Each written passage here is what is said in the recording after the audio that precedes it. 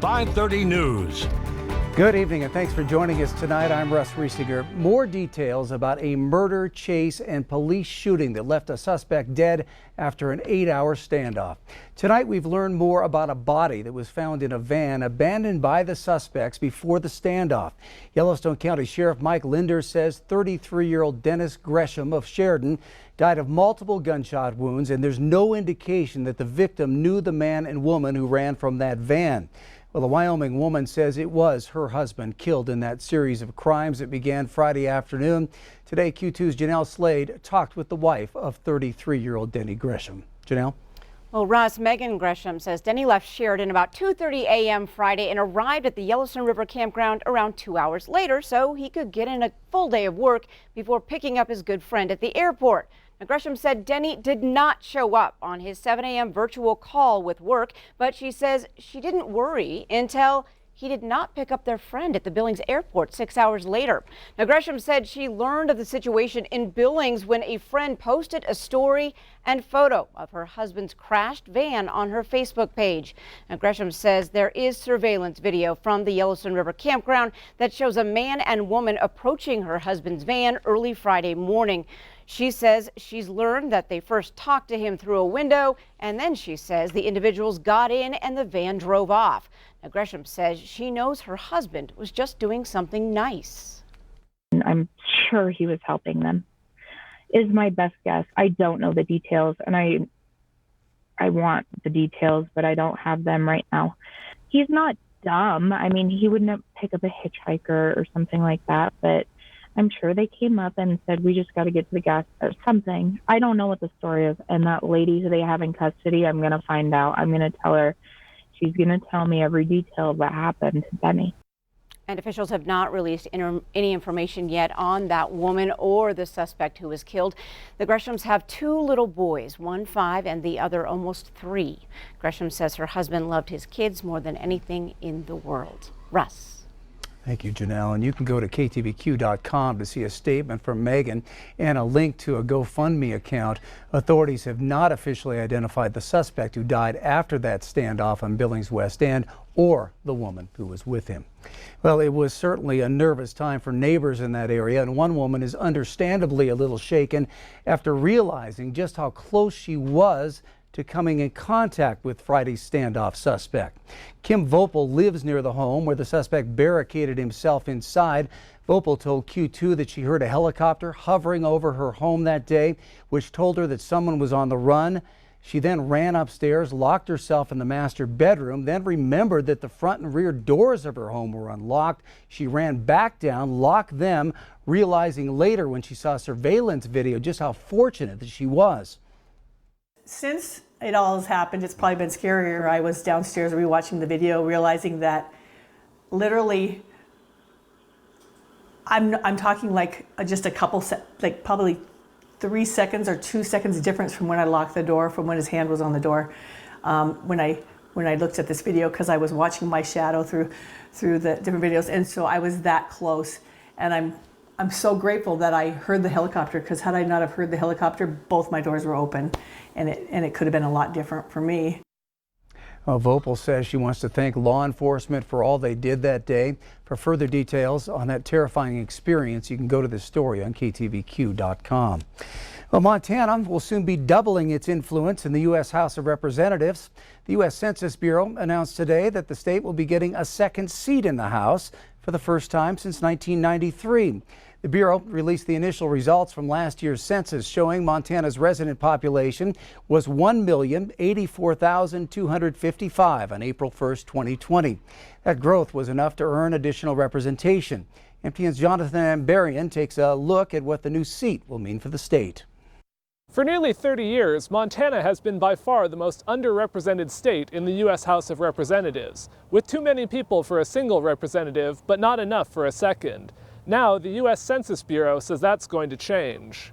The Census Bureau said Monday that Montana will be among 6 states gaining seats in the House starting in 2023. Montana's population grew almost 10% from 2010 to 2020. State leaders made a big push to encourage people to fill out the census, knowing a higher population would mean more federal funding and possibly more representation. Dr. David Parker, a political science professor at Montana State University, says it's hard for Montana's at-large congressmen to get everywhere in the state, so having 2 House members will be a big change. We're going to get more intimate representation. You're going to see your House member a lot more. And I think that's just good for the representative process. Now, the State Redistricting and Apportionment Commission, a bipartisan panel, will be tasked with drawing the boundary between the 2 congressional districts. The first elections would be in 2022. While a lot will depend on where that line goes, Parker said it's likely one district will be more solidly Republican and the other could be more competitive. Monday's release only included the overall state population.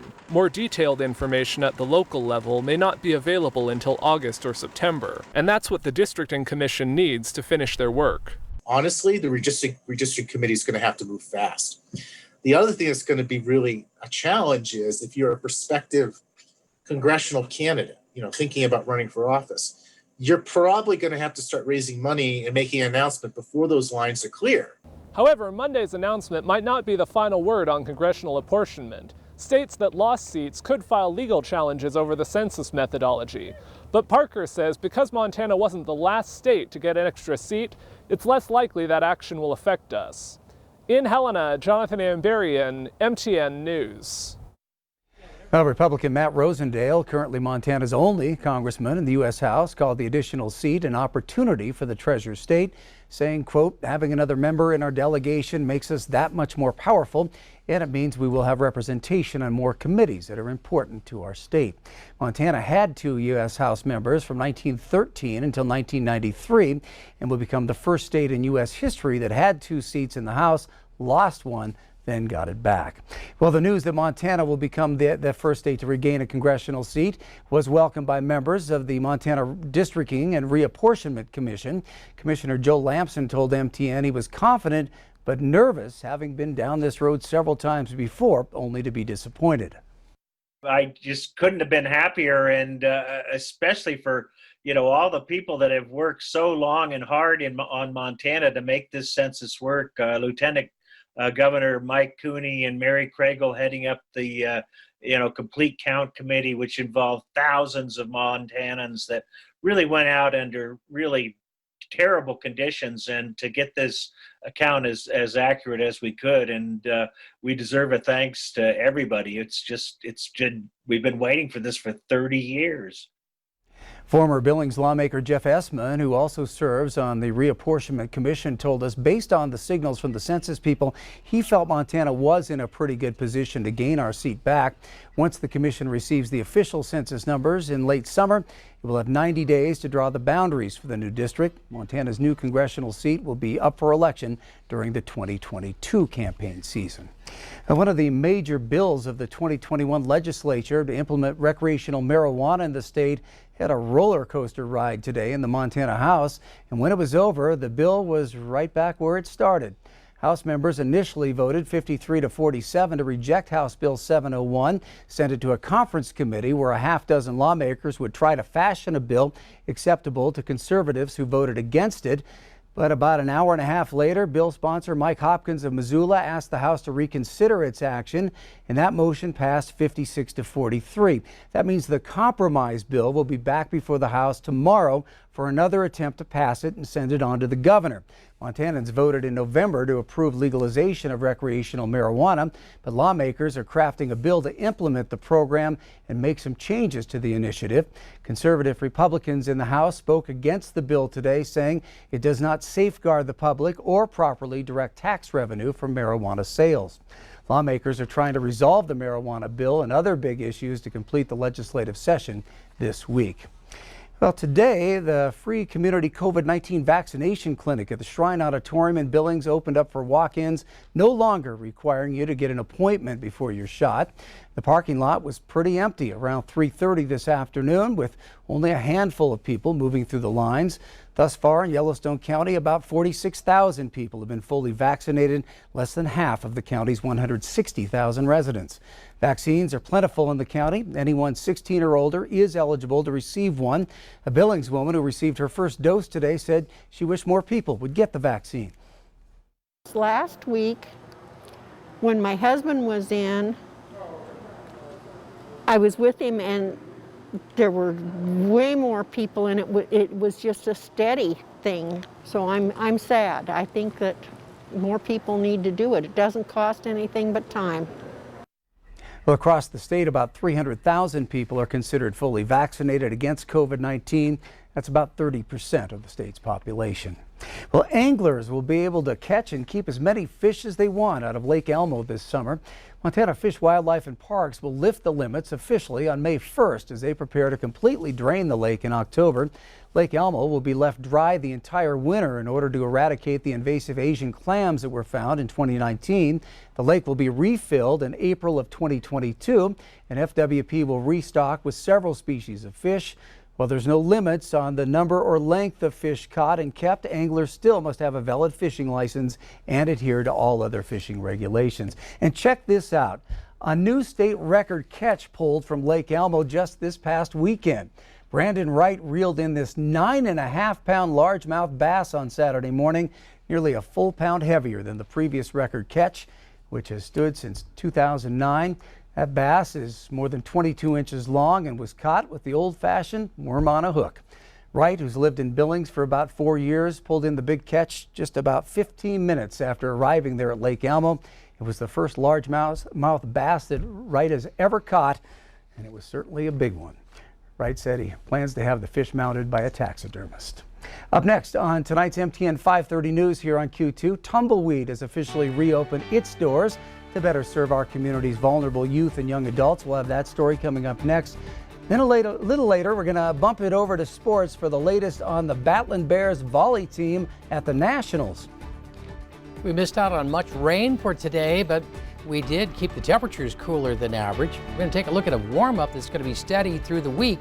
The forecast details coming up.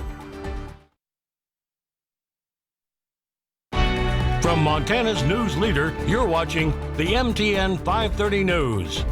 Well, this morning, Tumbleweed, a social services nonprofit, held a joint celebration for its 45th year of serving homeless youth, as well as the grand reopening of their drop-in center that has been closed since last March due to COVID. Q2's Brandon Warren gives us a look inside. Tumbleweed says that after over 40 years of serving their community using traditional methods, when the walk-in center shut down, they had to find new ways to help out. We really just had to change the delivery method. So it was more going out into the community and finding kids, finding young adults, where they're at. The drop-in center being reopened is important because when they can come in our doors, they can get a shower, they can do their laundry. It calms them enough and calms their mind so that then they can begin working on those steps that will move them forward. While the center was shut down, they saw a decrease in the number of people they could serve and were only able to provide the bare minimum of services. But what we find is that it's nice for them to have a space to come into where they have a minute that they can calm down, settle down, get out of the weather.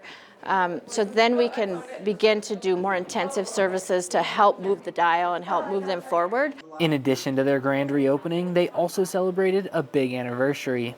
Tumbleweed has been a huge part of this community for the last 45 years, offering programs and services for not only homeless youth, but at-risk youth. Tumbleweed provides services to who they claim are one of the most vulnerable groups in our community. In Billings, Brandon Warren, MTN News.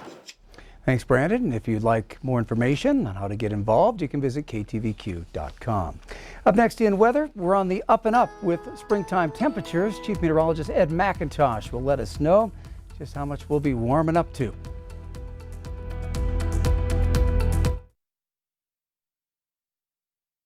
Storm Tracker weather starts now with meteorologist Ed McIntosh. Welcome back as we take a look at the Stockman Bank weather cam tonight. Still a few of the lingering clouds from the day. 51 right now after hitting a high of 53 at the airport, in east breeze at 9 miles per hour. So we're starting to see a little bit of a shift in the weather pattern. High temperatures today, we're basically in the 50s across most of Montana. In fact, upper 50s in Glendive at 59. Cooler for you in northern Wyoming, where we've hung on to some of those showers. 47 unofficially in Sheridan, 45 in Cody, 52 for you in Livingston today. A lot of mid to upper 50s across areas of western Montana as well. So there's still a few showers around. In some places, just these little sprinkles, and the temperatures are still up into the 50s across much of western and even the eastern plains. It's really here in southern Montana and northern Wyoming where we're still seeing the bulk of the moisture. You can see some snow here as we start looking especially down into the Bighorn Mountains. And this is the area we're going to be watching tomorrow morning for the possibility of some travel concerns. And that could include I-90 heading down towards Sheridan, Wyoming. So winter weather advisory into effect for that area, and still looking at the possibility of snow accumulating, especially down into Yellowstone National Park. And a little of this also into areas of the Beartooth overnight heading into tomorrow, although that would probably be more slushy roadways than actual accumulation. So while the showers will continue to move across southeastern Montana, the rest of the region is just going to start to warm up tomorrow. And as those showers, we got the clock out to about noon tomorrow, those showers will start to fade as we get later in the day and an area of high pressure starts to build in. So we'll see the temperatures start to edge up tomorrow from a lot of 50s today to 60s tomorrow afternoon, and then we're just going to build on that. The winds kick up a little bit, at least a breezy day down the east slopes on Wednesday, but the temperatures now hitting the upper 60s to maybe some low 70s, and we'll continue to see the warmer air build in. So each day from the 50s today, 60s, upper 60s, low 70s Wednesday. Thursday, we're solidly into the 70s for the highs, and by Friday, despite a few clouds, we could even be hitting some low 80s here in southeastern Montana out ahead of this cold front. Now, as this disturbance moves through Friday night into Saturday, we'll see the cooler air start to move back in, and the chance of showers will start to pick up, especially by late in the day on Saturday into Sunday. That could even bring a little rumble of thunder along with it. It's a long ways out, and we'll continue to see how much moisture we can squeeze